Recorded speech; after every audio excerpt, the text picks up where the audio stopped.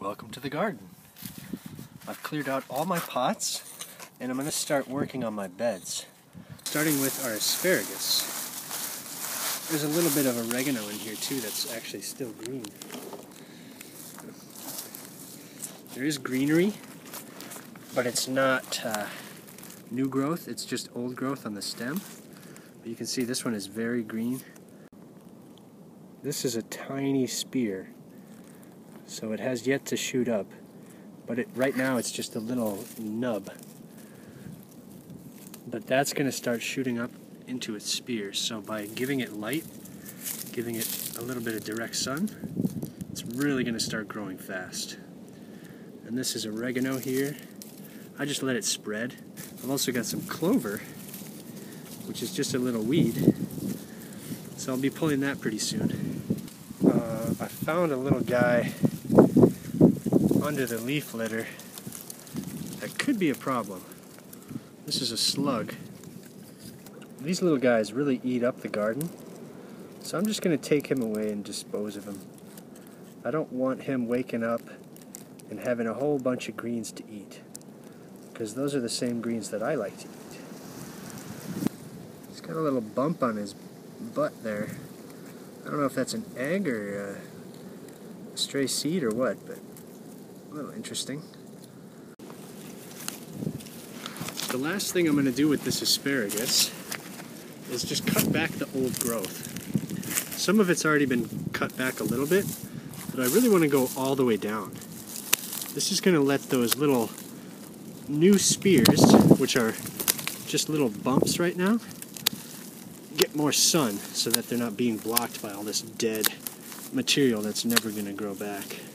And when I'm finished, I'm going to gather up the leaves that were insulating these. They're riddled with these berries, and I'm going to spread them out in the garden somewhere where I could use a little bit of asparagus. They might come up eventually. Asparagus are such a slow growing plant. A little free asparagus out in a different spot of the garden would be really nice. But just like this, we're giving it a little haircut. Now that I've removed all the leaf litter, we have exposed soil, which can then be charged during the day with that beautiful solar heat. But I'm only going to leave this out for a couple days uncovered. That way, if it rains, we don't get too much erosion. Because once you strip away the cover, that exposed soil is vulnerable to be washed away. So just a few days out in the sun, and then I'll probably come in and mulch with either leaves or sticks, just to give that soil a little bit of more permanence. Just below our asparagus, I found the first of the weeds. This is a little dandelion. I actually like dandelions, so I think I'm going to leave this for now. The tender greens are edible. You can eat them in salads.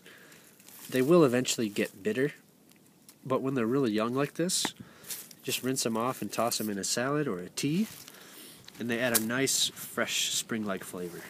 You can see some of these asparagus berries. We're going to be just throwing these out in a sunny part of the garden that we could use asparagus in. Some of them might come up, most of them will probably not, but these are basically free at this point, so I'm going to be planting some of these out just by scattering them around. But we can just kind of clear these beds out. Definitely you want to wear gloves, because there are spiders and centipedes all over here. Here's another weed that survived all winter long. Nice little clover. It's a beautiful little one. This is one of those wood sorrel, I think, because it has those heart-shaped leaves. And these things are really, really tenacious, so I do like to pull these.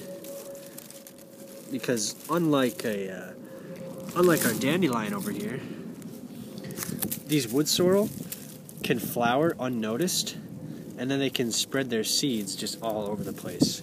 But a dandelion, you're going to see that beautiful yellow flower, so you can actually just pluck those when you see them. And then they don't quite spread so fast. So we're going to be keeping this one and pulling this one. This bed here is one of my favorites. It's just outside my door, so we have really great access, which is why I like to grow chives, because they're really prolific. You can harvest and they'll grow back very quickly, so you can harvest again. And I use them in a lot of different dishes.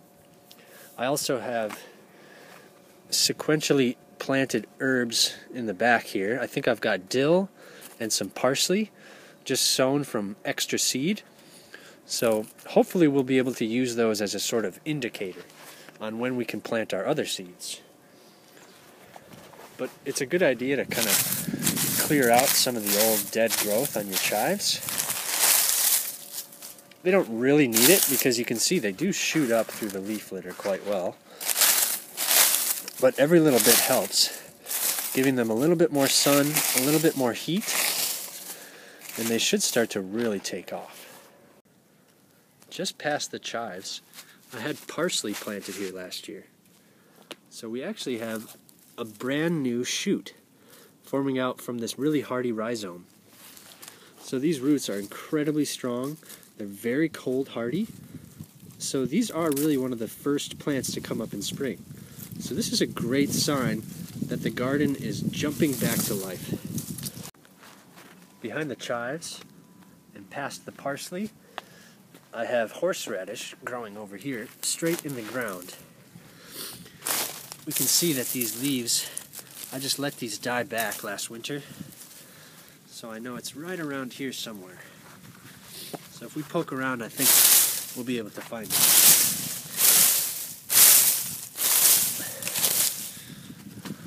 Ooh, yeah. Oh, wow. Okay, we've got some beautiful shoots forming here. Look at the green on that. These are absolutely gorgeous. They're almost to the point where I can start harvesting them too. Horseradish have these beautiful greens that have a great horseradish flavor, and they have a really cool texture too. Once they get older, they're a little tough, but the young shoots, the young leaves are really tasty. But the root on these are so hardy. It's kind of like ginger. Let's give you a close look at these. Or it's probably more similar to wasabi, actually, which is that spicy root. So it's just a beautiful plant, super hardy. This is what you harvest to make ground horseradish. So I think I'm going to try that this year. I wanted to wait until this was really well established. And it started off as something about the size of my finger, but now it's about the size of my fist. So that's a really nice hardy root. And we actually have tons of growth over here too. Look at all that, that's beautiful. This is definitely one of my favorite parts of the year, when you start getting the first greens. So yeah, horseradish, asparagus, strawberries, onions, they're all starting to shoot back to life. Absolutely gorgeous. So only in a matter of months, this whole empty bed will just be bursting with green. I'm so excited. I hope you guys are out here giving this a grow. Thank you so much for watching, and I hope to see you next time.